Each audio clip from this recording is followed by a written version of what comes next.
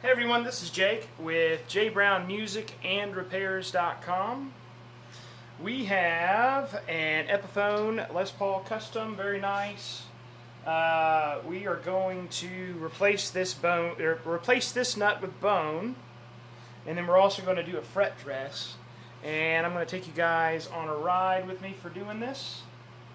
And cool, stick around.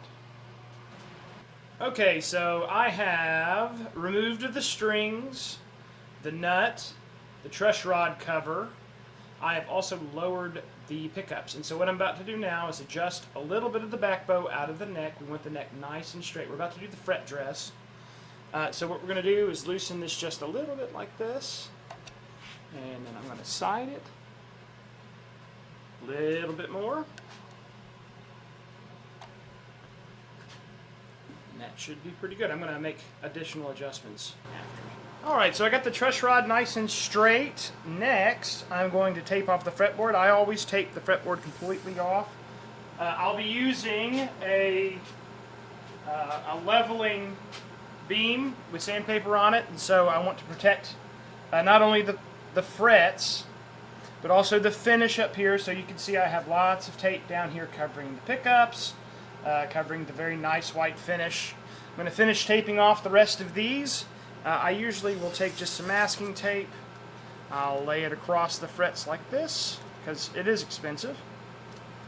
And then I'll trim it. And I'll do this until I have all of the frets covered. And cutting it like this allows me to maximize the most out of my roll of tape, and well, it's just more efficient that way, but there you are. So I will be back after I have this taped off, and we are ready for leveling. Okay, so we're going to take our straight edge, just to make sure that all of our truss rod adjustments were appropriate, and it does look very good on both sides. Alright, and next I'm going to mark the frets with a black Sharpie. This is going to show us where all of our low spots are. So during the leveling process, you're going to want to make sure all the frets are the same height off the fretboard, which is what we're going to do now. And this black mark here will show you the low spots. So once you level, you'll come back, and wherever there is black marks, you'll know that that's where it's low. And then when we do level with this beam, I have a steel beam with some sandpaper on it. We're going to not press down, and let the 80 grit do the job, and be very careful and not put any dents and dings in this very nice top. Here you are. So this is my steel beam. And here we are leveling.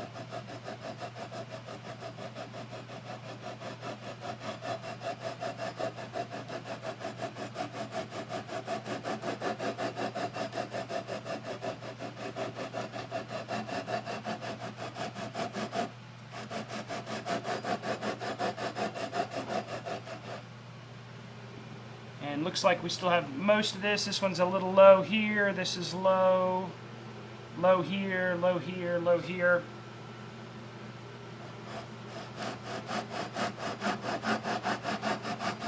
I'm going to do a bit more.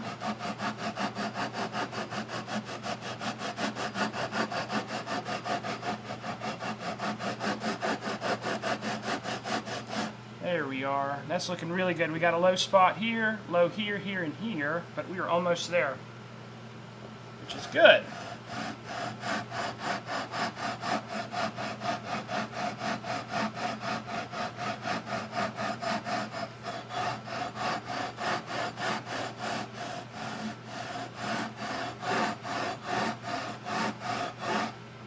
Perfect. It looks like we have gotten them all. So, next, what I like to do, after I have it leveled with a beam, I like to come in with my radius block. In this case, this is a 12-inch radius. This is my 12-inch radius block. And here's my strip of 80 grit sandpaper. I'm now going to remark the frets. And we're going to level it one more time with this radius block, and this is just to make sure that the top of the frets match the radius of the fretboard. There is a tendency to, using that long beam is great for getting all of them level for this distance, but if you want it level this way, then you can come in with your radius block afterwards to clean all that up, which is what we're going to do. And this should go pretty fast at this point.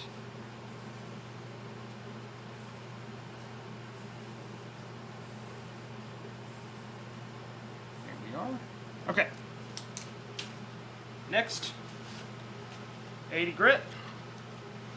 You're only going to go in one motion, no front and back. And you can see almost all of the black came off. 3, 4, 5. And then I'm going to do 5 in this direction to make sure that I get enough pressure down here as well. 1, 2, 3, 4, 5. And just a little bit more. 1, 2, 1, 2. Great. Now we should have some nice level frets at this point. I'm knocking off this. This is leftover sawdust, leftover metal shavings. This all goes onto my cardboard paper here, which I will then shake off into trash. But you want to be careful. You don't want the bottom of your finish to suffer from a dent or ding from metal fret shavings, nickel fret shavings. So next, we will use our crowning file. This is my StewMac crowning file. And the next what we're going to do is we're going to crown these frets until just a little line is left over from the flatness on top, and you'll see here. This won't take long. I'm going to be very careful with this file, make sure it doesn't fall off the edge and put a ding in the top. These are all things that have happened to me in the past. The long past, thank the Lord. But alright, that one's good. I'm going to be careful for this guy.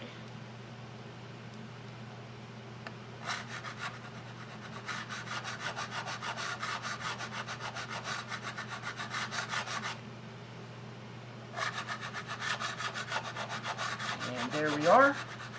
And I will be back after I have all these crowned, and then we will do the polishing aspect. So, cool. I'll be back.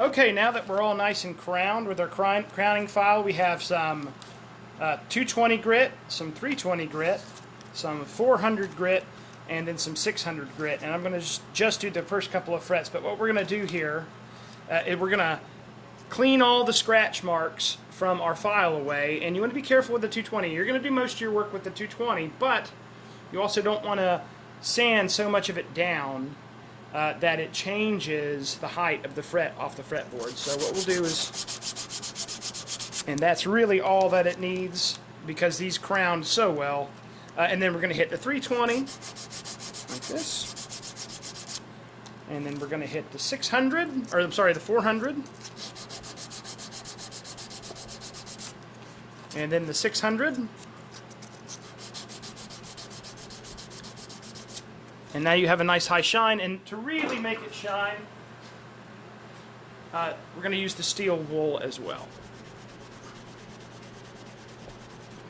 And that looks like a brand new fret right there. And if you really want to make it look nice, you can come in with your Dremel tool and really polish it up. So I'm going to go and polish the rest of these frets, and then I'll be back. Alright, so now I have the majority of the tape off. The frets are leveled, they're polished. I'm going to clean the fretboard, and what I'm going to do is take this steel wool. See, I have the pickups still covered, so none of this steel wool will be magnetized to the pickups, or if it will, it'll be through the tape so I can clean it up. But what we're going to do is we're going to work with the grain, and there is some grime on this fretboard, a little bit, just a little bit that we're going to take off. But we're going to make sure that we, for the most part, sand in the direction of the grain so as to not put new scratches in this nice ebony board. And there you go. My cardboard paper is catching all of my steel wool. And then I don't wipe, I brush. Just like that. And there you are. Now we have a very nice looking fretboard, and then next we're going to treat it. Alright, next we're going to put a little of this Howard's Feed and Wax orange oil and beeswax on there. This is some really nice smelling stuff, and it's really going to make the fretboard pop, and most importantly it's going to lubricate it. A lot of times this this ebony will dry out and start to crack. So it is a good idea to go ahead and run a little bit of this, or boiled linseed oil, whatever fretboard treatment you prefer. Stay away from anything with silicone in it. Yes, very nice, very nice, very nice. I like to apply it and give it a few moments here. Make sure it's not coming down the sides. This stuff won't do any damage to the finish on this guy. This is a very hard polyester finish on this guitar, so I believe it is. Maybe Epiphone is doing some lacquer ones, but there you are. Now I'm going to be careful to take this camera off.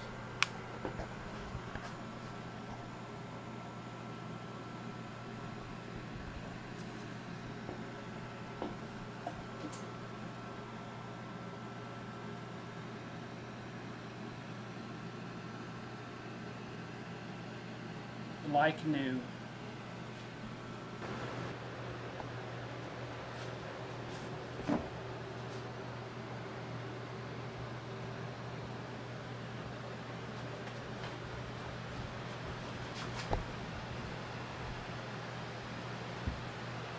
Fret dress and setup, and then the new bone nut on this Les Paul, and it is pretty great.